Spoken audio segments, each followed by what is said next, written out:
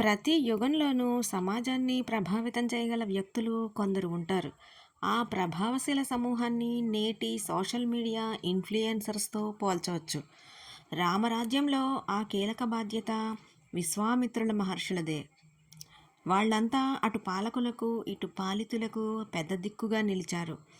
కరువు కాటకాల సమయంలో ప్రకృతి కటాక్షం కోసం యజ్ఞయాగాదులు చేయించారు. మొత్తంగా మహర్షి వాణి పౌరుల ఆలోచనలను, అభిప్రాయాలను తీర్చిదిద్దేది.